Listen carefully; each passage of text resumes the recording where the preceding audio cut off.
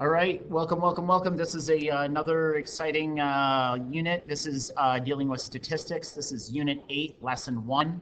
So let's go ahead and talk about this. What I have up here on the left-hand portion of the screen is the reference sheet that I have provided for you. This covers many of the different formulas and ideas and topics that will be covered in this unit. So for instance, today we are dealing a large part with mean, median, and mode. So mean, median, and mode, we are dealing in essence with, I guess it doesn't really work super well in the left-hand portion, but this is kind of the section that we're really going to be focused on. I don't know if we're going to quite get into random and bias. We might, but again, you can find all of these topics right there. So, okay, so let's go ahead and start with the mean, median, and mode of this particular topic. So let's begin with the mean. What it means to find the mean is you add up all of these numbers and you divide by the number of numbers. So let me bring up a calculator here for me to use. And so I add them all up. So that's 43, 46, 47, 47, 51, 54, 59, and 60. Add up all of those numbers, and I divide by the number of numbers. So I physically see that there are 1, 2, 3, 4, 5, 6, 7, 8. There's physically 8 numbers. So the mean is going to be 407 divided by 8.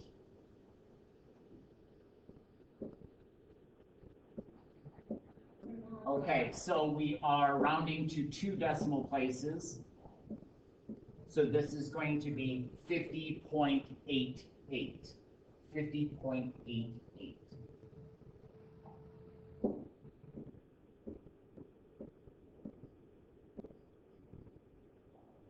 Okay, next is the median. Okay, the median is, let's bring up the formula sheet, it's literally the middle number.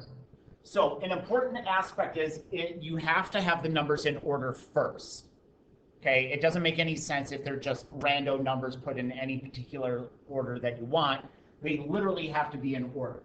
So these numbers are in order, so I can go ahead and find the mean. So that is 1, 1, 2, 2, 3, 3. Okay, so I notice that the quote-unquote middle number is not actually a number. It's not a specific number. So what you do in that situation is when it's a middle 2 numbers, okay, it's kind of like this example right down here on the formula sheet. What you do is you add them up and divide by 2. So the median in this case is 47 plus 51 divided by 2. So again, that probably requires your calculator.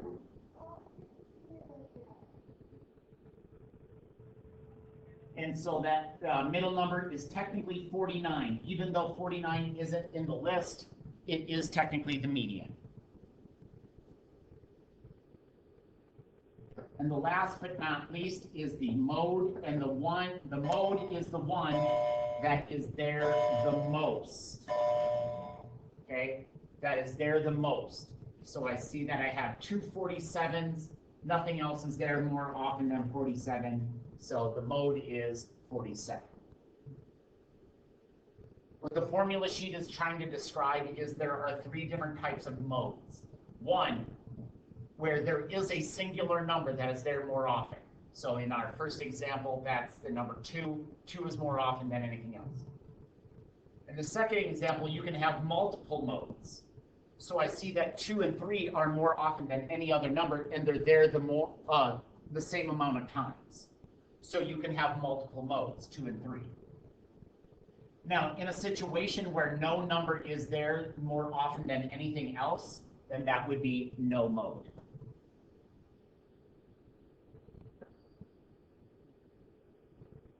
Okay? So number 2 is the same stuff. Let's go ahead and do it again. So mean, I add them all up and divide by the number of numbers.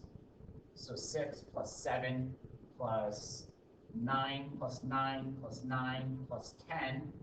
Notice how they're in order. I guess it doesn't really matter in this situation. And divide by 1, 2, 3, 4, 5, 6. That's 8.33333333333333. All right, I'm rounding to 2 decimal places. So this is a small number following, so I just literally cut that off.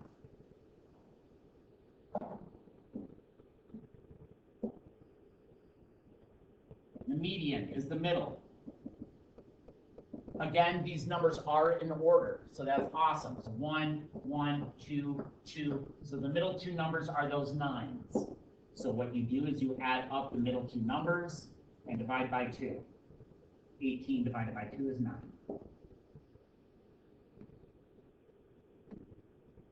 Last but not least is the mode. And so which number is there the most? That's obviously the number 9.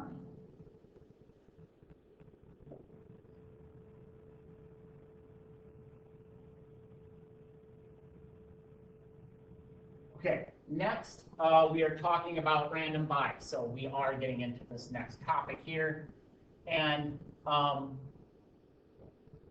it's good to be random, it's bad to be biased. Okay, random means it's fair, you will get an accurate result.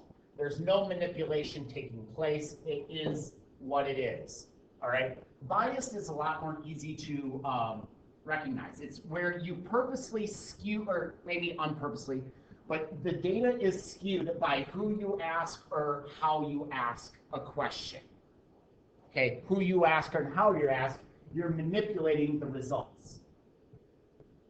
All right.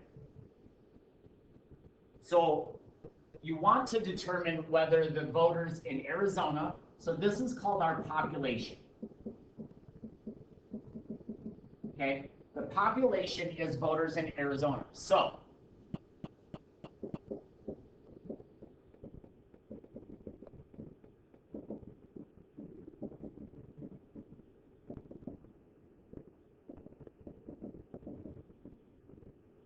all right. So you want to know about voters in Arizona, favor raising the legal drinking, blah, blah, blah. And you do a random sample by selecting people on Snapchat. So my sample is people on Snapchat. So if you think of this as the population, voters in Arizona, the Snapchat encompass everybody that votes in Arizona? Is it a rando collection of those voters? And I would argue, no, that is not a good way of doing it. There are many people that are not on Snapchat that would not be able to participate in this questionnaire. There's a lot of people that can vote in Arizona that are not on Snapchat. So that would probably not be the best way of doing it. So this is bad. This is biased. Again, because the sample doesn't represent the population. The sample doesn't represent the population. That's biased. It's bad.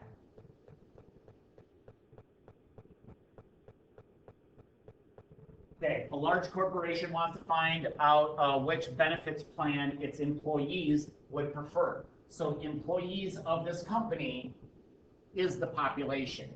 Which procedure would most likely obtain a statistical unbiased sample? So again, every employee has to have a chance to be asked. And again, you're not skewing the data.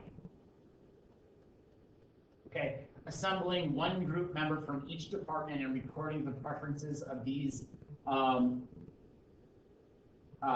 employees. So I'll just kind of point that out. Placing suggestion boxes at random locations.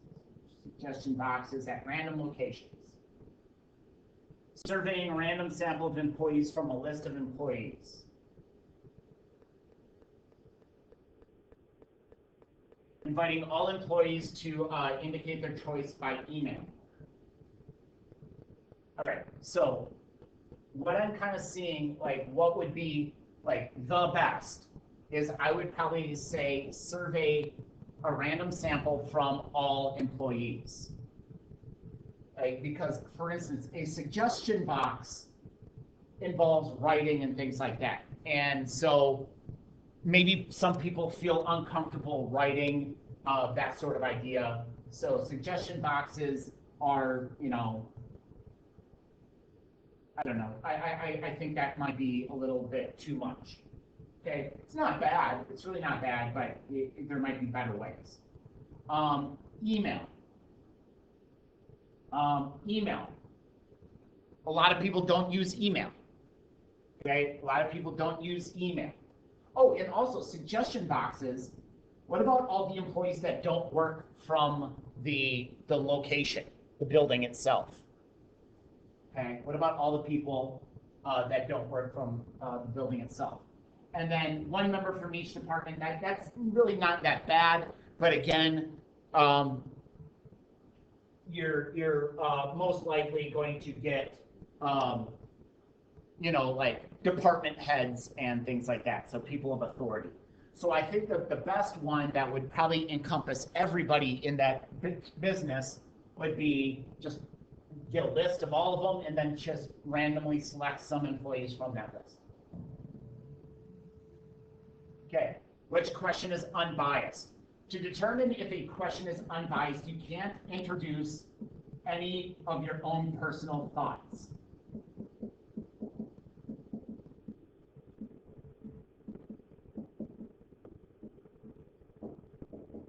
Okay, don't put in your own information. Which question is unbiased? Do you think the mayor is doing a good job in spite of his questionable character? Right? You need to cut that out. That's biased. Do you prefer daytime or evening television? That seems pretty okay. Does the school board have the right to enforce a dress code? That wouldn't be a survey. That's like a yes or a no. You can look that up legally. Okay.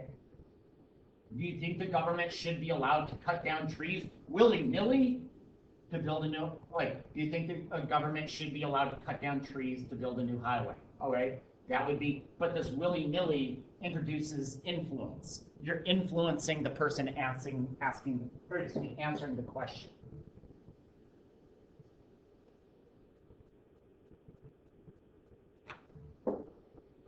Pollster wants to find out if citizens are satisfied with the city council.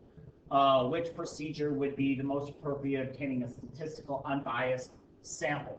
Mailing questionnaires to people whose names have been chosen at a list of candidates from a municipal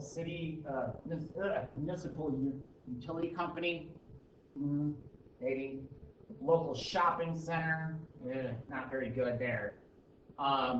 Surveying people from the telephone book, placing an advertisement in the local newspaper. Right, so people don't get the newspaper anymore. That's out. Surveying randomly selected from the telephone book. Again, that's a thing of the past. Telephone books really kind of don't exist. Local shopping center. You're going to get everybody who likes to shop. So, but even this top one isn't very good because there's a lot of people that don't specifically pay utilities. All right. So like people that live in a city that don't pay utilities, such as, you know, a lot of voters that are, you know, just turned 18. A lot of times they live with their parents. Their parents a lot of times pay the utilities. So their name isn't going to be on that list. But so I think that's the less of all evils right there.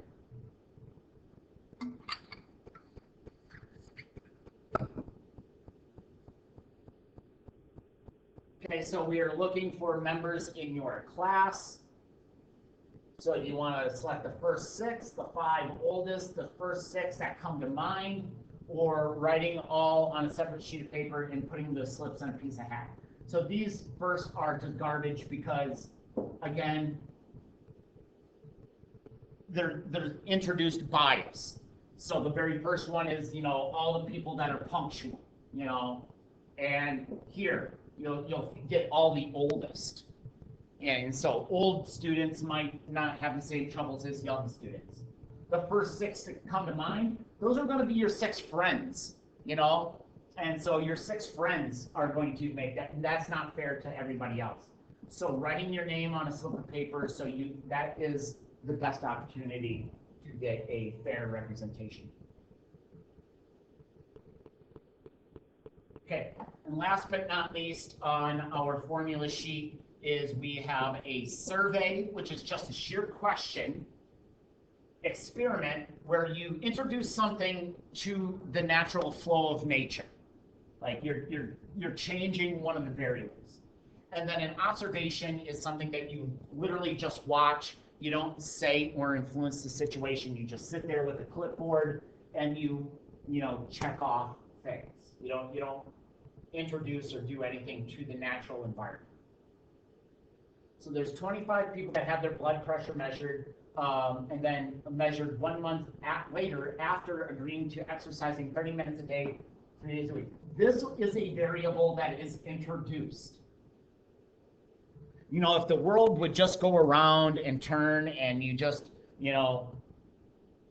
nothing disturbs the flow of nature, those people wouldn't choose to exercise 30 minutes a day, 3 days a week. They just wouldn't choose to do that. So there's something introduced into the environment. So this is an experiment. The random flow of nature was changed.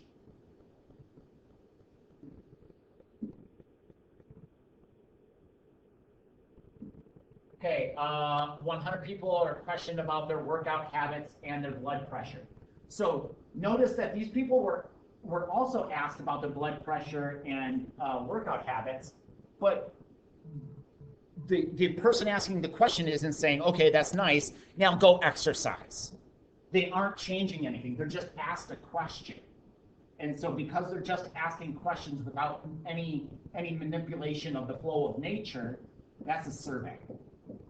It's just a questionnaire. I'm going to ask you questions. That's a survey.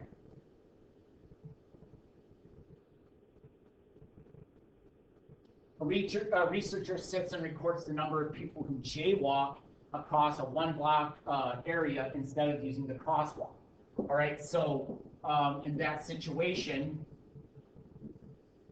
notice how that researcher didn't do anything except for sit on a bench, like right there with a clipboard and with like yes or no. And all they did is like check things off on people who, jaywalk. And so all this person did is just watched and observed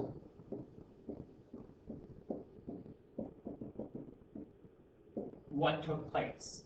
They didn't change anything. They didn't put up any like weird crosswalking sign or anything like that. They just sat there and watched who jaywalked and who didn't.